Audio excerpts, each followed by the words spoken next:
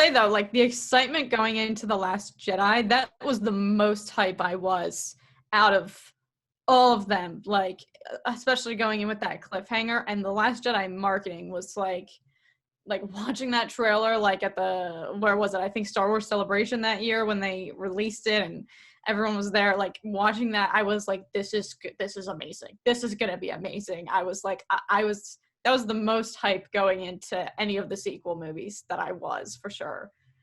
I had such high hopes for that movie. Wait, dude, Zach, why is your voice like suddenly so Oh, deep? is it doing that again?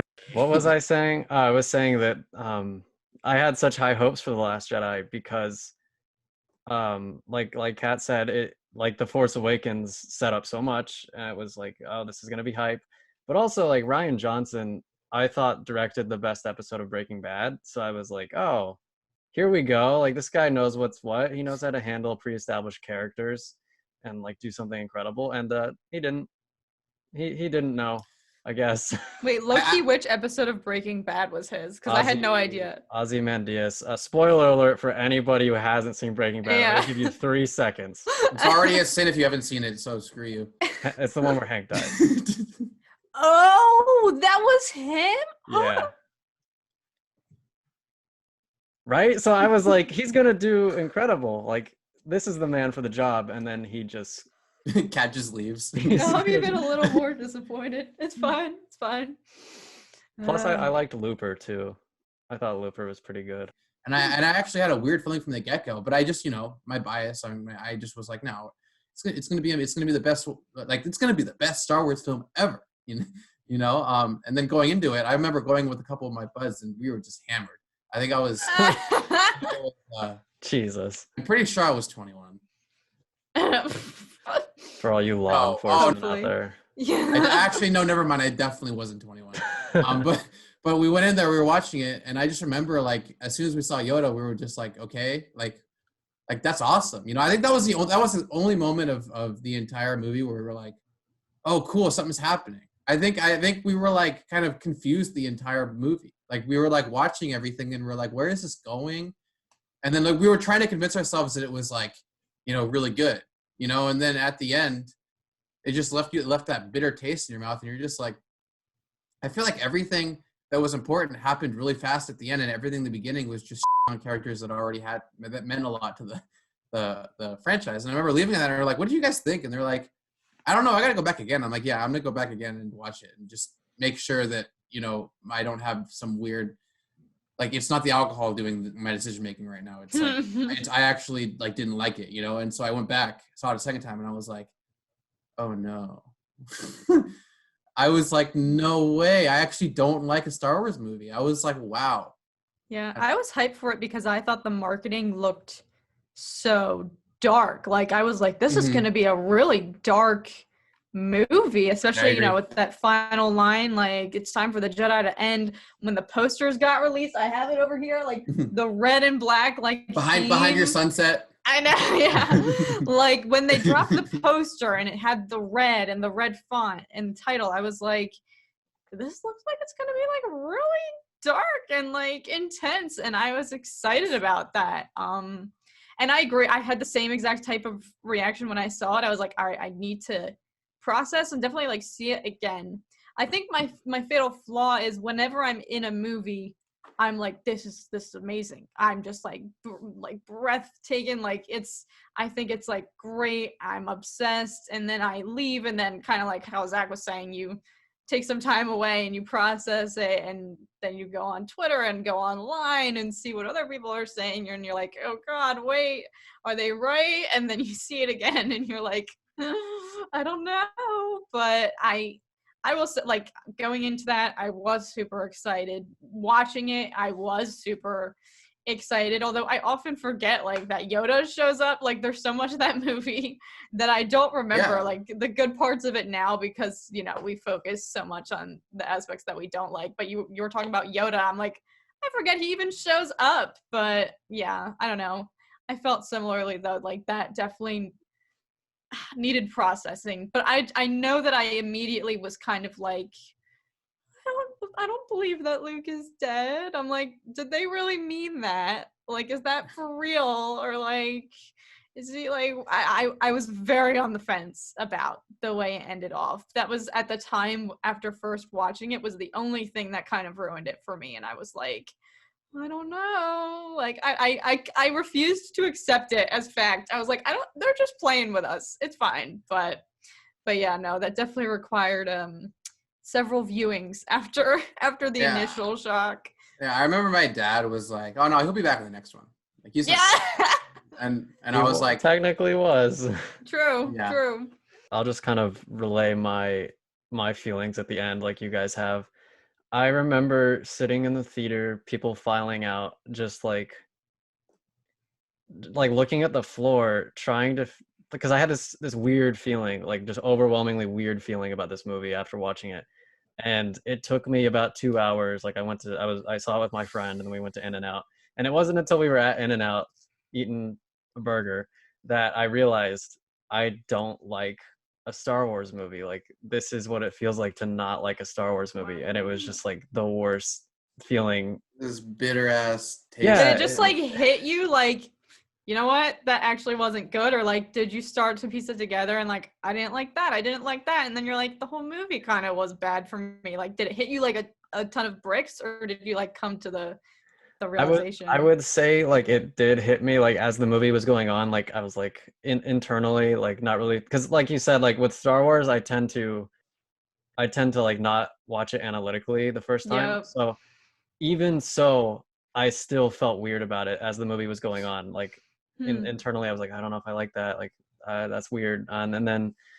And then when it ended, I just like had this alien feeling that I'd never felt before from a Star Wars movie. And I think it took me a little while to identify what that feeling was. And it was, I didn't like that movie at all. And then it like made me angry. I was like, what did they do this for? Like then I did all the piecing together, like exactly what I don't like about the movie, exactly where I thought the movie went wrong.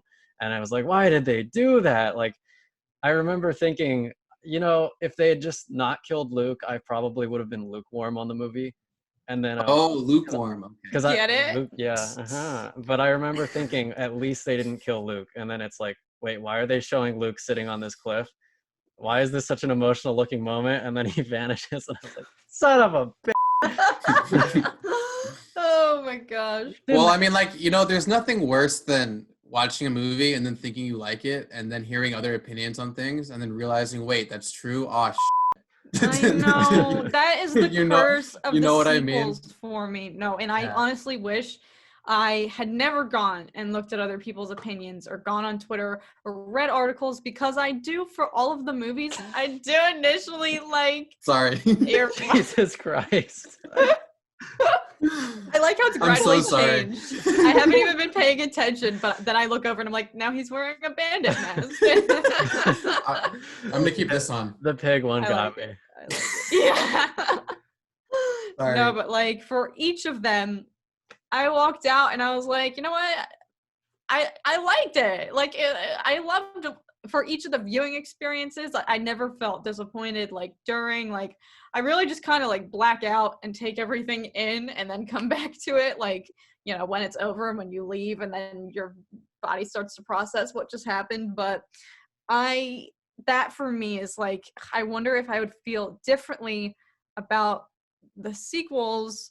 Not that I despise them, but I think I am definitely guilty of feeling very like I absorb what I see on Twitter, and when I see someone else really ripping into something, then I start to question it. And I feel that way even about the prequels. Like when people point out bad things about the prequels, I'm like, I guess you're right. Like there's nothing wrong with the prequels. Exactly. So that's why I'm like, I wish I kind of never had gone on try to keep a straight face Twitter or anything to see what other people are saying, because I'm very much a victim to believing other people's opinions over my own initial reaction, and then having that completely like taint my like vision of it and stuff like that. I mean, that's why I like to converse with, like, I think before I kind of actually knew film and everything, that was when I was watching those movies. Like it's not like I didn't. It was just more like I didn't have as much like I didn't have that like eye that you kind of develop when you have to take these classes that are just film majors. Well, they're just so like what's the word? I don't know, like not boring, but like you know what I mean, like taxing that you have to like macroanalyze little things about filmmaking and all these other things you probably wouldn't have noticed otherwise. And then you look at it, you know, on a bigger scale, like when you start watching actual films, because you had to do that, you know, almost day in, day out for me, it was like 2 years. I do agree with you. Like, I think that's why, and we'll get to the Rise of Skywalker later, but I do think that's why I view The Rise of Skywalker as like a worse film than The Last Jedi, is because I was trained in the arts of filmmaking by the time I watched that movie, and so I was able to no longer turn my brain off when watching the movie. And do you know what happened to me? I was cast aside. What was the first thing in The Last Jedi that like triggered the alarms? That like, oh, I don't know if I like this. Okay, for you guys, let me have some not Vietnam learning flashbacks. Rey's heritage. For me, that was it. The fact that I left the theater with more questions than I had going in. And that could be, you know, my fault for going in with the expectation, like, I want to know Rey's parents now. Like, that was the one thing I wanted to get out of this movie, because there is such a buildup and mystery around her. And I was like, all right, they got to give us that fuel so we can go into the final movie, like, knowing, yes, this is her foundation, this is who she is, yada, yada. And so when we didn't know that, granted, I thought the mirror scene and all of that was really cool. Like, I think my favorite aspect of The Last Jedi, and I think its strongest aspect, is the character development. Even though we don't learn much more about Rey, we at least get to see more of her, like, internal battle there and, like, struggle and, like, you know, her desperation. And then we feel that desperation to, like, learn who she is. And so I thought, you know, watching the whole mirror thing, like, that was so different for, like, Star Wars, I felt. And so I appreciated that, but I was just like, that for me was like the straw that I was like, why couldn't they just give us one answer to the biggest question that they are, like, shoving in our faces? Like, who is this girl? Like, can you please tell us? Yeah, exactly. Going into it, I was super excited. Saw a 2 hours and 45-minute runtime. I was even more excited. They're gonna have so much cool stuff in this one. Like, it's gonna be so sick. They're gonna dive into all the character development, dive in more into Kylo. The Knights of Ren are gonna appear. All this cool stuff is gonna happen. And then after like 30 minutes, I was like, "There's, like, what's happening? Like what? Like first of all, there were the bombers that were, you know, dropping. They were fucking dropping like explosives, like it was like World War II in space when there's no gravity. That was interesting. And then I was like, okay, I can forgive that. And then there was like the weird story about the what's her face's, I actually forgot her name. Rose? What Rose's, like, sister or whatever. I just saw her name like yesterday, and what is her sister's name? Yeah. Paige. Yeah. Something like that. And we were like, oh, she's gonna be like an important character, and then nope, she just she's just, oh, my sister died, you know, and therefore I'm just gonna for my own self-interest. It was just, her character was even weirder, dude. I don't even know what the hell was going on there. With Rose? The bombers do make sense though, because in space, like, when you get something started, like, momentum wise, it's just gonna go in that direction. Yeah, but wouldn't it be like a vacuum? Wouldn't it just kind of like, no, like, they drop it down and then it just continues going in that direction until it hits something and gets stopped. But it was reacting, it wasn't kind of reacting the same way that the gravity would take it into something. It's like, isn't it more like if there's zero gravity, it's not going to have like a continual. No, I mean, it'll, in space, like, the moment, there's nothing to, like, slow. Like, I know Star Wars in general isn't fucking scientific. Yeah, I mean, I just think you can't shoot lasers in space. All that shit. I know you can't do that. Yeah, but it's just like, that was just so blatantly kind of like I know what they were doing, but I just didn't like that. Like, it was just kind of. That being said, like, even if it makes sense, it's still an incredibly inefficient way to bomb something. Like, like in Star Wars. Considering they beat the Empire, they think they'd have something better than that. Yeah. And then that was like their last, like, group of ships too. That was even weirder. It's like, yeah, we just have all of these bombers. Let's just go hopefully blow up that one dreadnought, but there's like several others. It doesn't matter. But like, we'll sacrifice everything here now. And then Leia is just kind of like going through her, like, fucking, you know, I don't want to sound terrible, so I'm not going to say that. But like, you know, she's just sitting there like not like really being Leia, not being a general. She's just like, oh, world's, you know, it's all over. I hope we figure this out. Poe, you're bad. Bad boy. Come over Get here. in the corner. Come over here and listen to me. But yeah, I don't know.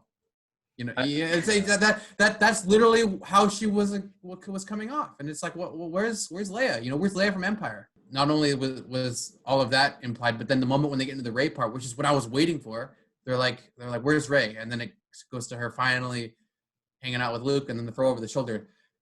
That was the moment where I was like, okay, what's going on? The throw over the shoulder. Yeah, what's going on here? What is this? I was like, okay, I'm gonna just sit here and watch the whole thing first before I start like laughing, because like I remember the amount of people that were laughing in the theaters when that happened was like, they were like, what? Like, why? You know, and and then the milking of the teeth thing, and then everyone was just laughing even more. You didn't that?